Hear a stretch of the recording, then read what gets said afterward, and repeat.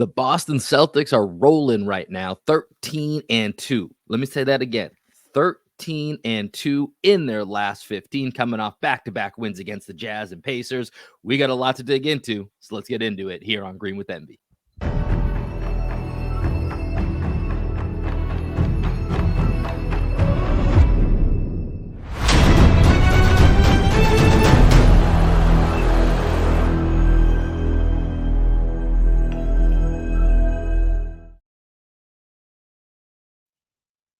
What up, what up, what up? Welcome into another edition of Green with Envy. As always, is your boy Will Weir checking in. How you doing? How you living? Joining me today, as he does each and every time, my best friend, co-host, and the coach of our podcast, the one and only Greg Manakis. How's it going, man? Loving the background setup right now. I feel like we've got, for those of you watching on YouTube, I feel like over Greg's right shoulder, we still got a little bit of Halloween. And then over his left shoulder, we still got the Christmas going. So I like the combination of the holidays, and it's an extended run in the Manakis household.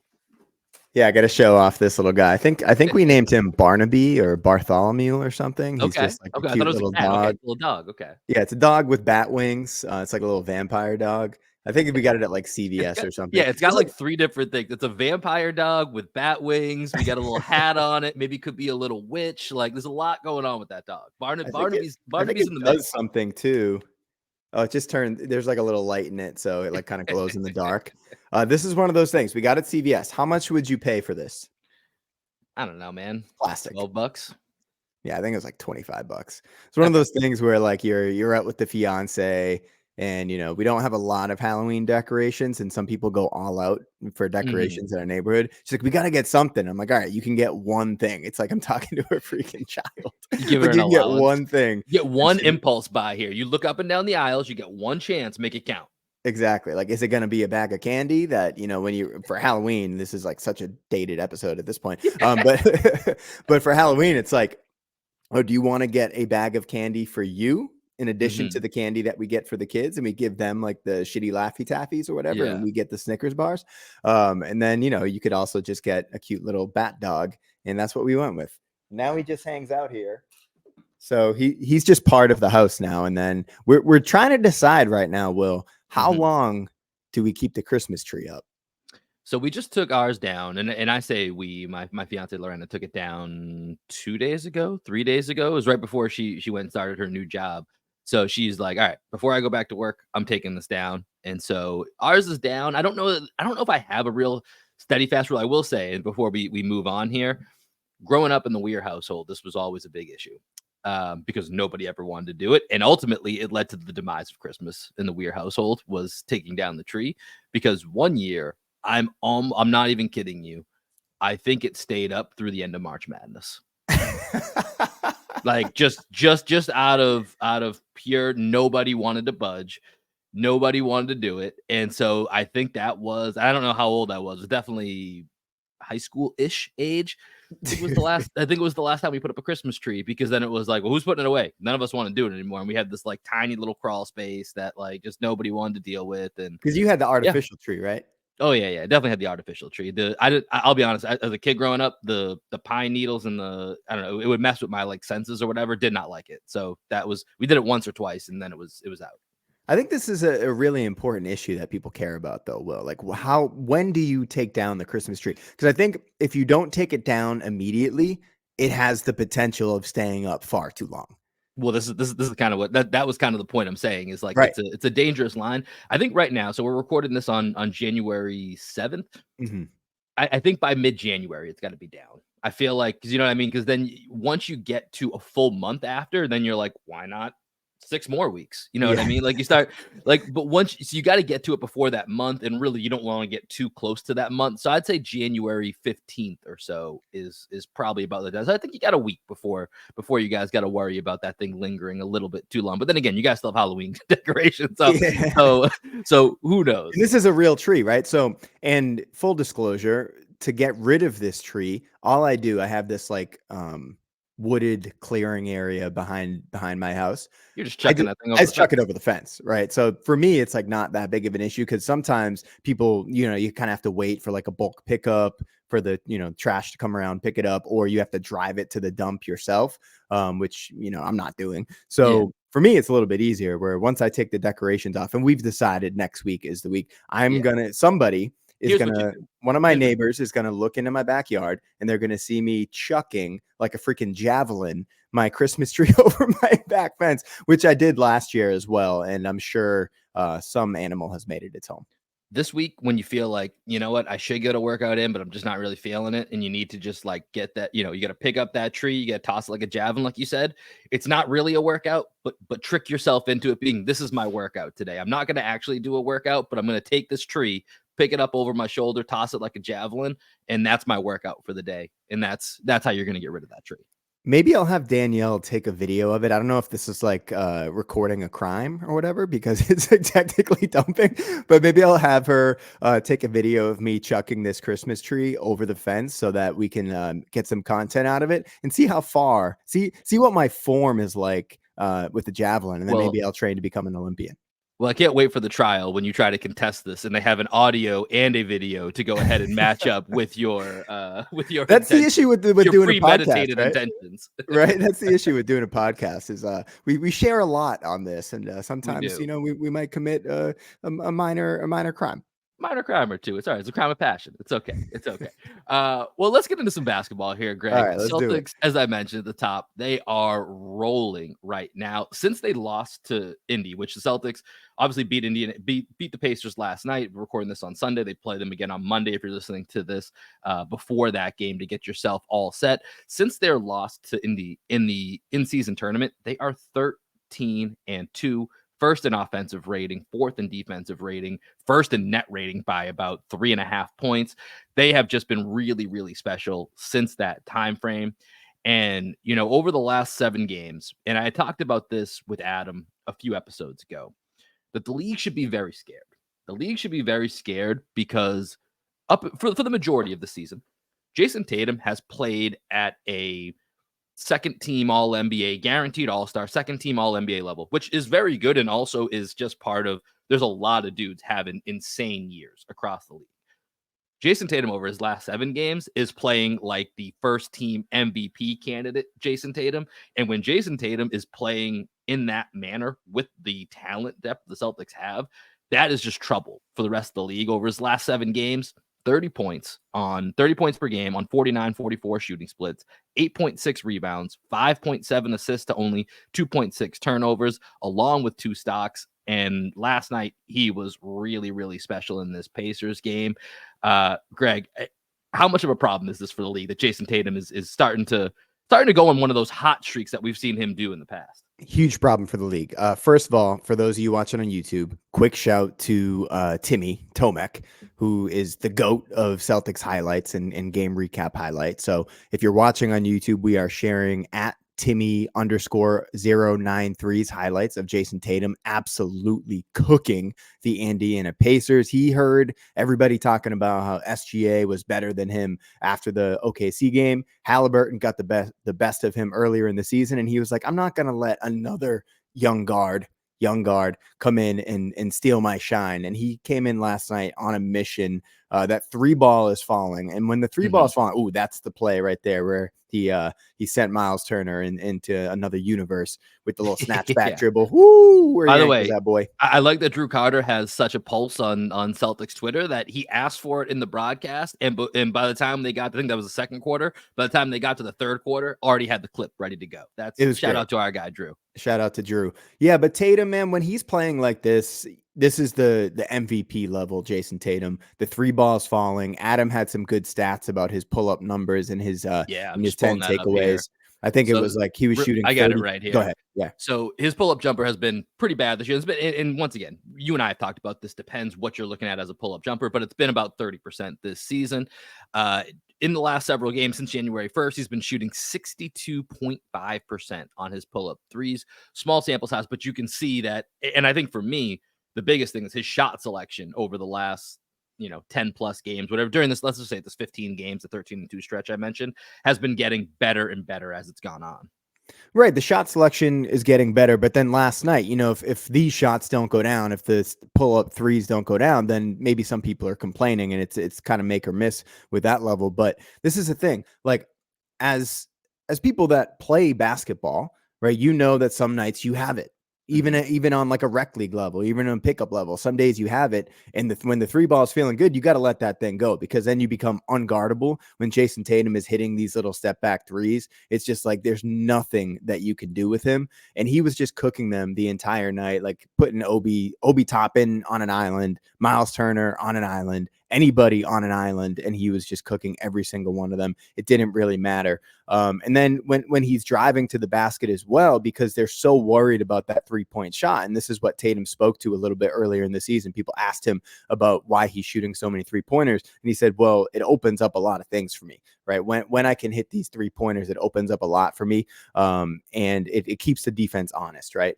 And I think that's what you're seeing out of Tatum, is when he's hitting the 3-point shot, now people are completely at his mercy. And he also, he probably had another 3, but they didn't count the 4-point play. Yeah, the 4-point play, which was questionable, which Carlisle challenged, because at that point Celtics are up 9. I think that's in either the third or fourth quarter, late third or early fourth quarter. And Tatum gets fouled by, I think it was Isaiah Jackson fouled him on the 3-point shot, and they ended up reversing the call, but we still ended up going on a run and completely shutting down the Pacers. And it was all because Jayson Tatum really enforced his will on this game, and he was by far the best player on the court. And I want to touch on that last point, enforced his will, right? Because I think, it's all fine and dandy that everybody's sacrificing, and it's great, and it's the right thing to do. But I think there's going to be a point, and you can put Jaylen Brown this as well, too, because it was an old school 30 for 30 last night, which I think is nice to see that's still in the bag. That's still in the repertoire for what the Celtics can be as a team, where it's, hey, we've got these 2 elite scorers. And of course, KP goes out early, so maybe they really have 3 elite scorers that can go ahead and just dominate the game, just enforce their will. I think that's a perfect phrase for it. And so, seeing Tatum go out and be able to do this in games is something that's going to be needed at certain points in the playoffs, right? Because in the playoffs, no matter how much depth you have, there is a certain point where there needs to be that alpha hierarchy, where Tatum's still going to have, despite how talented this team is, there's still going to have to be a handful of moments or games where Tatum is just that elite dude, because you need that. That's very, you can look through the history of the NBA. You need that elite dude, and that elite dude has to have a couple of moments or a couple of games where they just go to a next level, where you're like, to your point, when he's hitting those shots, you throw your hands up. Like, what can I do? There's nothing else I can do against this guy. And Tatum needs to still have that in him, which I'm never saying that he's lost that or didn't have it. We just don't see it as often because it's not needed right now in this season, in the regular season, because of, all the other guys that are surrounding him. So when you see it, it's just a reminder. Yeah, he can still do this. And even when Steve Jones was on here talking about it, when we were kind of going through the shot selection, it's like he can hit some pretty damn difficult shots because he's that freaking talented. And so then when you see it last night, where as Adam put it, Jayson Tatum, when he's Tatuming, once again, throw your hands up. What do you do with him? What do you do with this team? And that's what is going to have to happen a few times in the playoffs if the Celtics are ultimately going to get to their goal and win a championship. Yeah, obviously right now, it's just me and Will on the pod right now. You haven't heard Adam, but we wanted to give Adam a shout. He's been doing unbelievable work every single game, writing the 10 things that he took over for Keith Smith at the end of last season into this season. And his number one takeaway last night, as Will just alluded to, was Tatum turns it up. Jayson Tatum, Tatumed. He was Tatuming. Anytime that you can turn the guy into a verb, I think like it's a good sign. You don't really hear anybody say, "Oh, he was jailening." He was browning. He browned. Yeah, he browned. That's a JD Davison problem.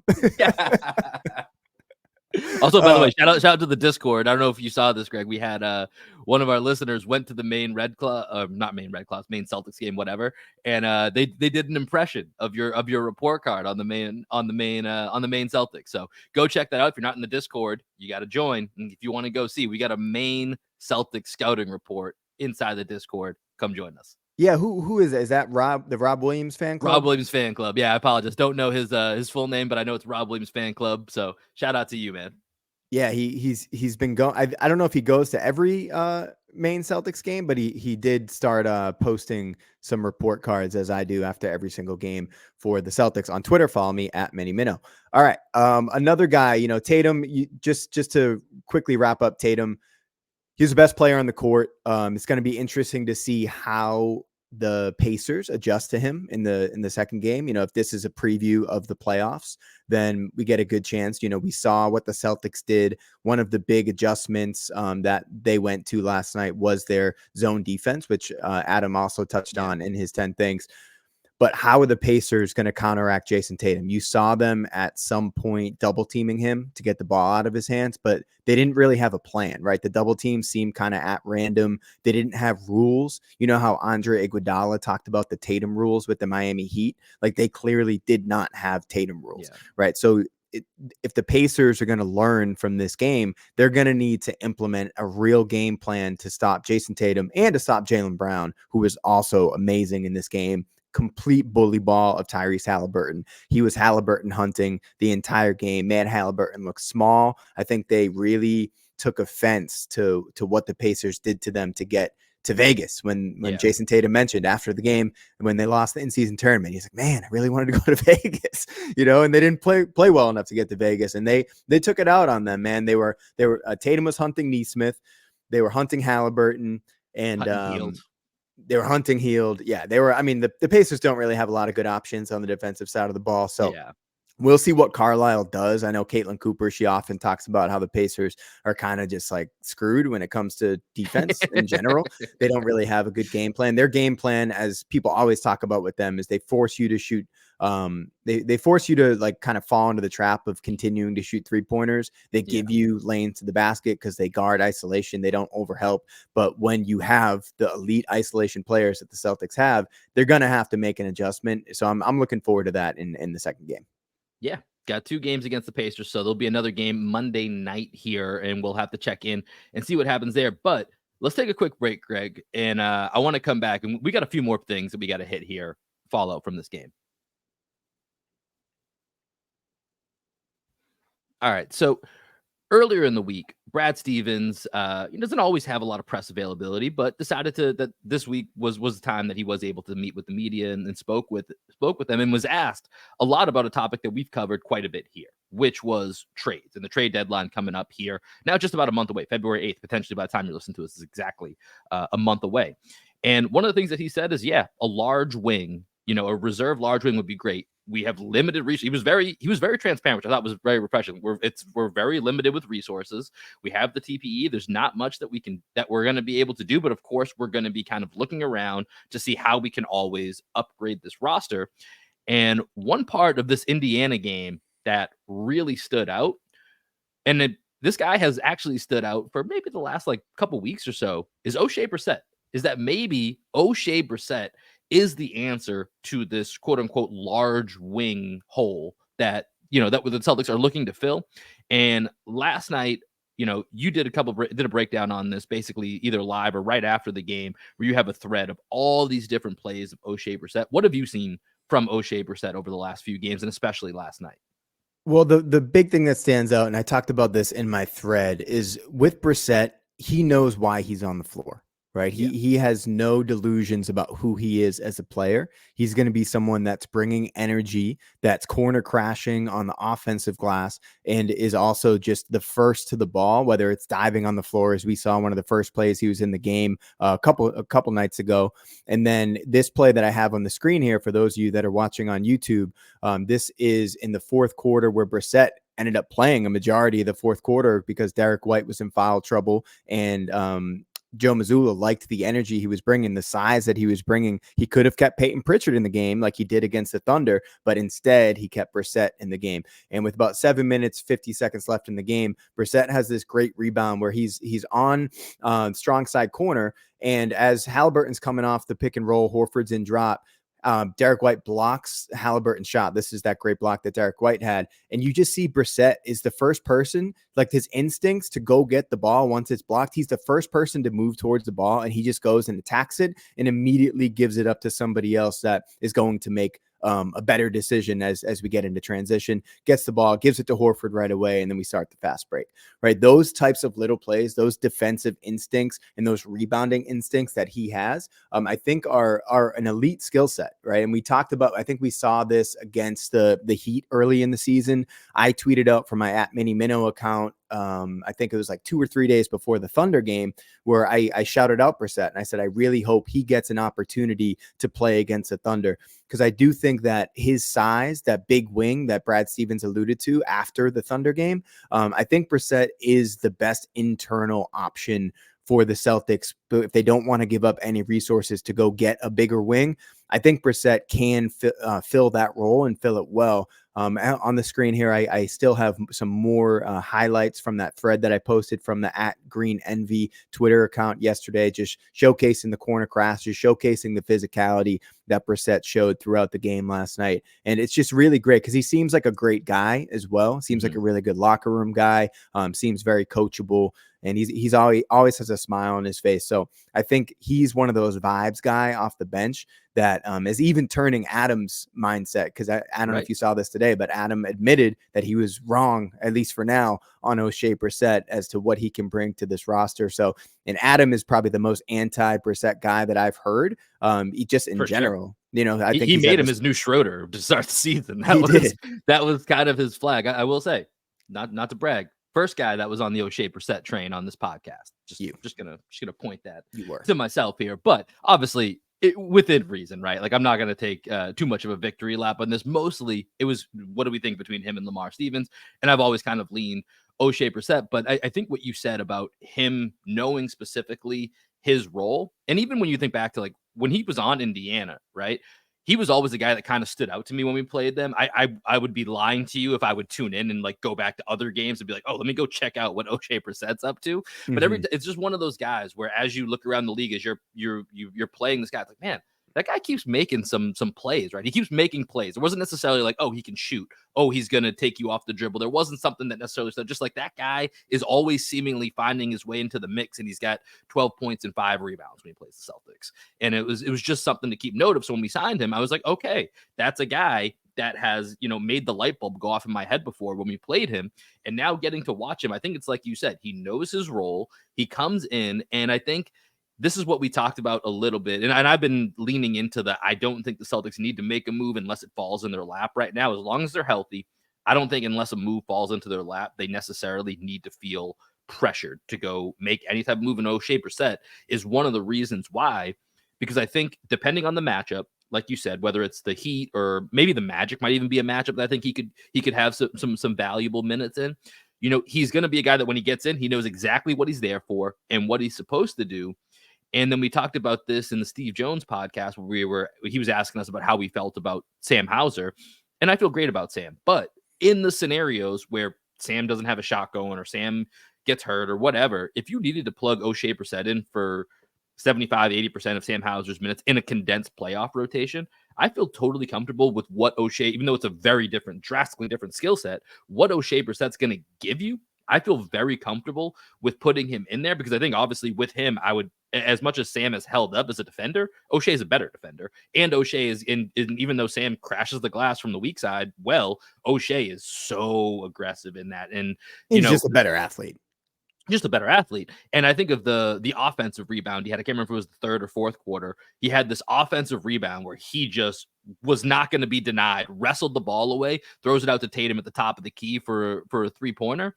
And I was like, holy, that's a grown man ass rebound right there. And I think this is the play that you have. And rips it, throws it back out. And then I don't know if I can't remember if Tatum knocked that down or not, but that was a play right there that certainly stood out as this is the Oshae Brissett. Give me some minutes. That's at the top of the highlight reel. Right. And to talk about that play, that was the last rebound that I have on the thread. One thing I really like about that, when you watch this play back, for those of you watching on YouTube, you can see it. Brissett, he cuts to the basket and he's reading the flight of the ball. He doesn't jump early, right? He sees that he's not going to be able to be the first guy to get the ball. So he's patient. He slides his feet, and then he sees that he can actually get the ball lower to the ground. And then he rips the ball away from, I think it was Obi Toppin there, and kicks the ball out. And as you said, right, the grown man strength that he has there, this is why I think Brissett could be, a real key piece in the playoffs against certain teams, as you just mentioned. Specifically, I think he's going to make a big impact against the Miami Heat. If we play the Miami Heat in the playoffs, I think Oshae Brissett is one of those guys that is going to match up really well with them, because the Heat don't overwhelm you with size. They overwhelm you with execution and with like guys that play kind of above who they are. And like I said this in the thread, that if Brissett was on the Heat, I'd be terrified of him. He'd be one of those guys that would just absolutely piss me off, because they're like, God, just like block out Oshae Brissett. Him and Haywood Highsmith would somehow win games 3 and 6 of that. I don't know how, but they would find a way to be like, yeah, we lost the series because Haywood Highsmith and Oshae Brissett went off. Exactly. So I think that's the matchup where I think he's really going to pay dividends. Also against the Pacers, as we saw last night, he has the internal knowledge of how the Pacers do things. So I think that's an advantage in itself right there. But, just like the type of player that he is, I'm not sure that he's going to be able to be on the court against like a Philadelphia, just because of the size of Embiid. That's when you kind of have to size up, probably go Cornet. If we're going to 8-man rotation in the playoffs, maybe it's Cornet, but maybe it's one, as you just mentioned, if Sam Hauser just doesn't have it, if like Tyrese Maxey is just cooking Sam Hauser anytime he's in the game, maybe Sam needs to take a seat and Brissett's in there, and we figure out the rotations elsewhere, and we keep shooting on the floor, not from the wing position. Even though Brissett early in the season, I think probably the first 15 games or so, he had hit 1 3-pointer. He didn't play very frequently, but recently that 3-point shot is even starting to fall. He hit either 1 or 2 last night. So it was good to see Brissett also finding the distance from 3-point land. And if Brissett can continue to play like this, the Celtics do not need to make a move. They could probably just focus on either the guard or the big man rotation. But honestly, at this point, man, unless we're somehow getting Alex Caruso, I don't think we need to make a move. Like Brissett's doing his thing, Cornet and Queta doing their thing. Peyton Pritchard has figured out how to thrive in the second unit with this team. It still comes down to Game 7. Who are you going to trust? Who are the 7 guys that you're going to trust in a Game 7? And right now we have 6, and I don't know who the 7th guy is right now. Yeah, I mean that, and the thing is, within a 7-game series, I think that 7th spot will reveal itself based on that matchup, right? Yeah, and that's a I good think, point. And I think that we have enough guys that by that point we'll know. To your point, is it Cornet because we need more size? Is it Hauser because he's shooting the ball well? Is it Peyton Pritchard? Is it maybe it's Brissett? Like I think out of the guys that we would have to choose from if we need to be like, hey, this is the final game, this is the matchup, this is the 7, maybe 8 guys we're rolling with, and that's it. Like, I think that will reveal itself. So I don't really have too much stress when it comes to that. And then, last night before we take our final break here, I just got to give a shout out to Al Horford. Adam called him God on our last podcast. But last night, Kristaps goes down with the eye injury. Still haven't seen an update of where the eye injury was at. So we'll see if Kristaps will play Monday night or not. But, Al steps up into, a larger role, plays 30 minutes, 10 points, 8 assists, 7 rebounds last night. Al, just as always, just doing a little bit of everything. And to have a 37-year-old in your team that can perform that way. And, we were talking in a friend chat of ours the other day, just it's awesome and crazy at the same time how important Al Horford is to this team. But goddamn, do I love having Al Horford on the Celtics team. He was unbelievable last night, all over the court. Kristaps going out with the eye injury. I was a little bit worried when he got undercut, and that's when he ended up being out of the game, that it was a leg injury. Waiting to see on the injury report, because they just said eye injury for why he was questionable to return, right? Which makes me feel better, but I'm just curious to see once we get an update if there was also any type of lower body injury as well. Right. And Horford in the game last night, he didn't play on the first night of the back-to-back against the Jazz. So we were saving him for this matchup against the Pacers. I was actually surprised that Porzingis played. He hasn't played many back-to-backs this year. Same. But he played so few minutes against the Jazz because we just smoked him. I think he Dude. was at like 23 Oh my minutes or god. something like that. That game was out of control just from the very start. And so last night I had to watch the second half of the Pacers game this morning because I went out to dinner because basically we didn't go out to dinner Friday night because I was like a little tired. I was like, we'll watch this game here. And I should have totally gone out Friday night for dinner in Washington State to watch Against the the Pacers Jazz. game. I had that totally backwards. You did. But real quick, once again, quick plug. We're showing the highlights that at Timmy_093 put together of Al Horford. Go follow Timmy. Make sure you subscribe to his YouTube page for all of his post game highlights. But Horford was just so good, and not playing him against the Jazz allowed him to be the live body that he was last night. And this is the thing with Horford that you're a little bit worried about come playoff time is that you're not going to necessarily be able to give him quite as much rest, which is why it's so important for Joe Mazzulla to be able to find one more guy that he can rely on in the rotation to keep Horford's minutes around the 20 to 25 mark per game instead of going up towards 30, because you don't want to overtax Al Horford in the regular season. And even in a playoff series, you don't want to have to go to him too much because you want him to be impactful through 7 games, not just impactful every other game, which is kind of what we saw last season. Even in the playoffs last year, Al really struggled in the playoffs last year. Jaylen got a lot of heat for struggling in the playoffs last year, but Al had maybe like 2 good shooting games in the playoffs last year. His shot was. I think he shot. I'd have to look it up. I think he's like 25% or something. Like it was really bad. What his shooting percentage was. So you're right. I think that's a very big piece of this going forward is how can you manage those minutes now and then when you get to the playoffs. And this is a topic we'll get to as we get closer to the postseason, is the Celtics taking care of business when they need to, which has been a very big issue for them in the last 2 playoffs, is that they're not going an extra game. They're not having to win 5 games instead of 4 games, right? So they're getting out of these series earlier, which is also going to preserve Al Horford's minutes. But with that, Greg, let's take our final break, and then I want to take a little bit of a look around the NBA here for just a second.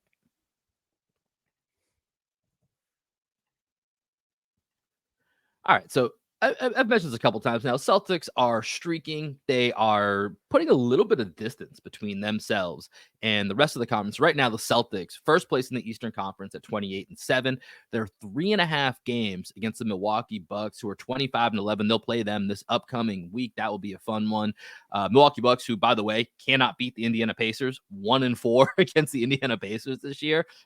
Didn't have that on my bingo card. Don't know how that's a thing, but that's a thing right now. The 76ers are in third place at 23-12, 5 games back. And then you have this massive cluster from 4 to 8 in the East, where it's the Knicks, Heat, Magic, Pacers, and Cavs that are all within a half game of each other. And so it looks like the East is kind of separating themselves as who their top 8 teams are. We'll see. Obviously, anything can happen in the play-in, as we saw. But it looks like right now the East is kind of separating itself with who those top 8 playoff seeds are. And Greg, I think there's been some interesting results starting at the top of the East with the Bucks and the 76ers the last couple days. Let's start with the Bucks. And I think everybody was watching that Wemby-Giannis showdown, which just first and foremost, that was a lot of fun. That was awesome.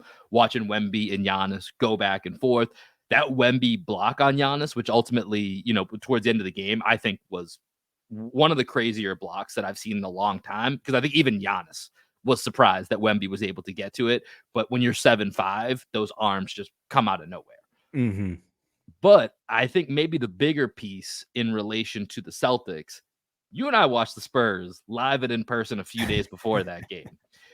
Granted, I'll throw it out there, there was no Keldon Johnson for the Spurs the night that we were there, and Keldon Johnson does actually play very well versus the Celtics and has given the Jays, specifically Jaylen Brown, some trouble in the past. So we'll throw that caveat out there, although I don't think it's about a 30 to 40 point caveat. So take it for what you will. But the Spurs looked abysmal. And the Bucks had to scrape and claw and were a Trey Jones 25% 3-point shooter, wide open 3-point shot away from having to go into overtime to take down the Spurs. And I know, Greg, you've already been kind of off on the Bucks as being that much of a threat, but that game, I saw you tweet about it, watching what we watched on New Year's Eve and then seeing the Bucks go up against the Spurs and struggle, you got to feel pretty good as a Celtics fan. The Bucks just don't look good, man. I know their record is 25-11. Giannis had 48 points last night, and they lost to the Rockets. Yeah. Right? Like, I know the Rockets have had a better than expected season this year, but if you're the Bucks and you're coming off of a game in which you barely beat the Spurs, then you got to feel like you're going to bring it a little bit more on the defensive side of the ball.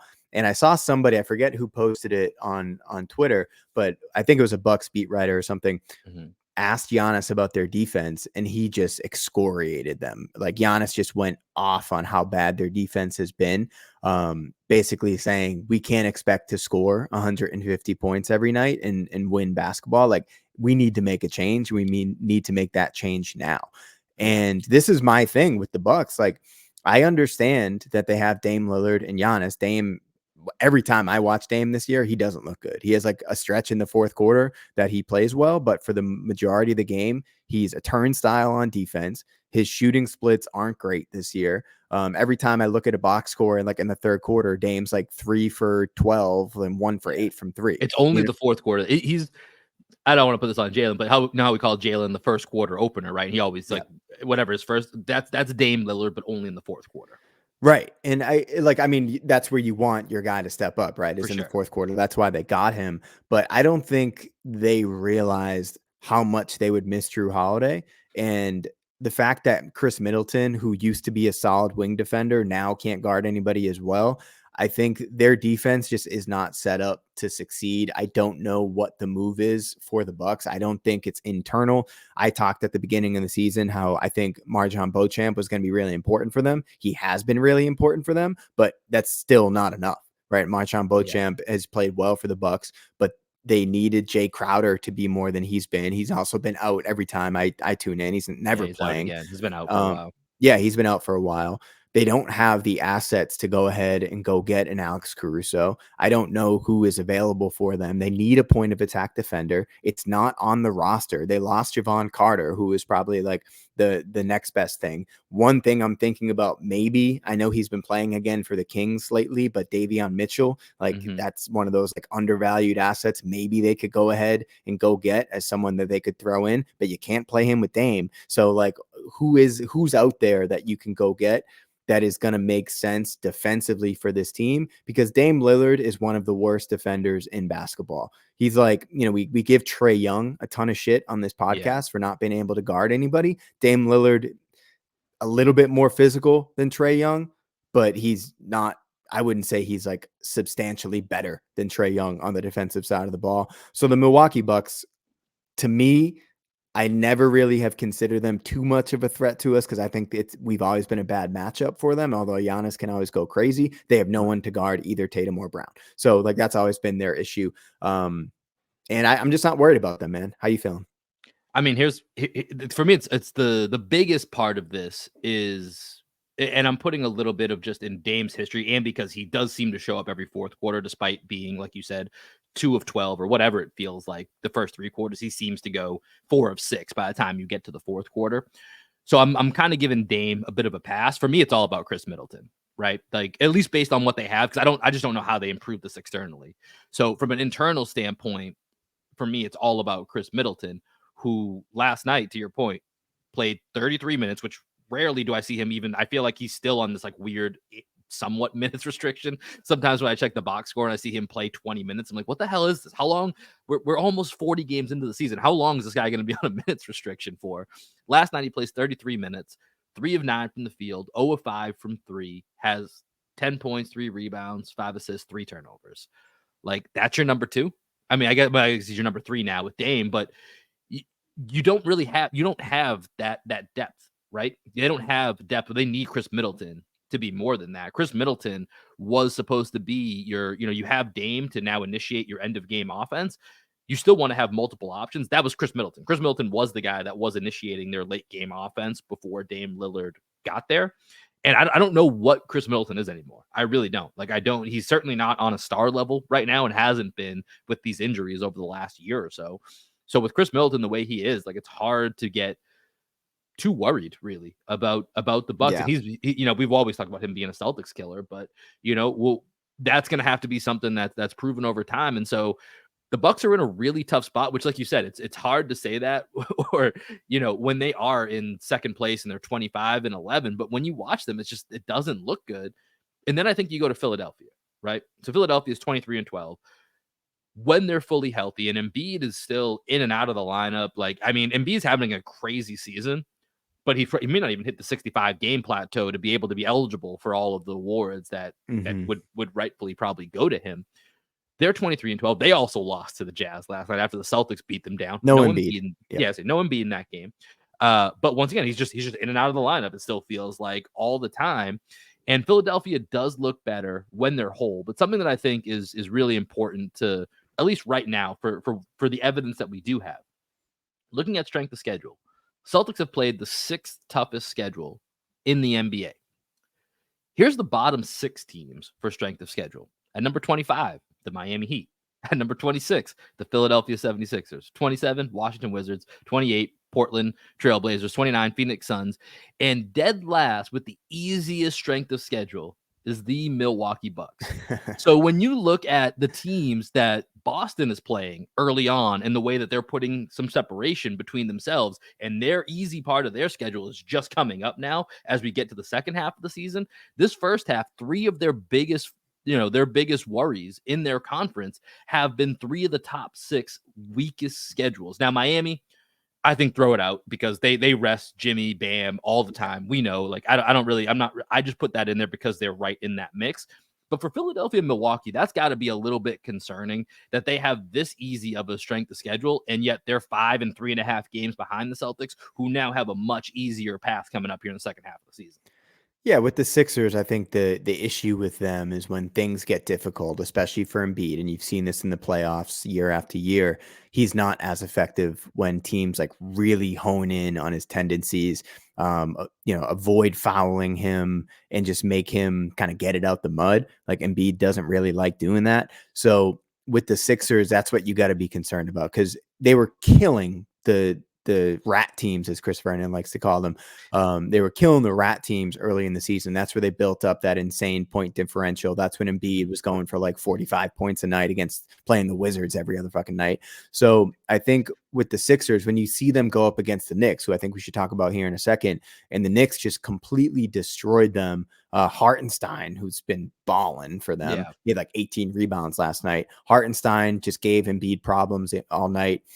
They beat them with Julius Randle, not even scoring double digits in that game, right? The Knicks defense really gave the Sixers some problems. And in the playoffs, you're going to have better defensive efforts game to game because you're honing in on tendencies and you have actual game plans to stop people. And I think Embiid, when he goes up against a defense that's ready to take away some of the stuff that he loves to do, he's just not quite as effective. He can put up these crazy numbers in the regular season, but he's just not as good in the playoffs. Not to mean he's bad in the playoffs, but he's not as good. And they need him if they want to win a championship, if they want to get through the Boston Celtics, they need Embiid to play like an MVP. And he's never played like an MVP against the Celtics, and he's never played like an MVP in the playoffs. So although the Sixers, I think their roster this year is a lot, is like more designed to match up well. More balanced, match up well with the Celtics in the playoffs. That's still what you got to worry about is can Embiid do it in the playoffs, and can Maxey prove that he's a number 2 guy on a championship team. We see that Maxey's really, really good. He's been a problem for everybody this year, but we also have the defenders to give him some issues. So the Knicks are the team. If I'm looking in the East, right? 4 straight won for the Knicks, by the way. A lot of that coinciding, obviously, with the OG Anunoby trade. Exactly. And, we were texting with our guy, Matt Liptak, who is a huge Knicks fan. And to me, the upgrade the Knicks still need to make is Julius Randle. I know Randle went crazy last night. He had like 38 points in the game last night. But I just don't think he's necessarily the guy in a playoff series to be your number 2. Jalen Brunson, is he a number 1? I feel like Brunson's probably a number 2, part of the issue, right?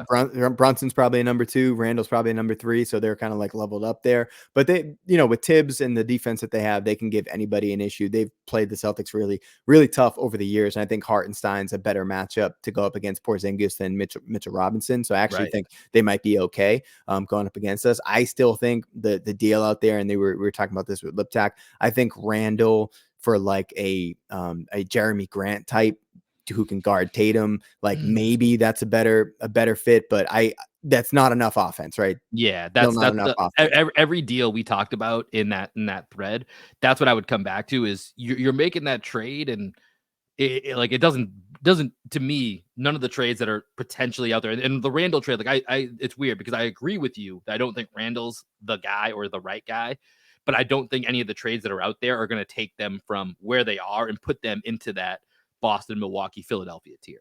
Like I Right. don't think there is a move out there that would do it. The only move that we alluded to in our chat was we threw the name Zion out there, but also I don't think but then the other flip side is a lot of these teams are going to look at Randall and be like, what the hell are we going to do with Randall? Right. Mhm. And so, That's where it has to be a 3-team deal.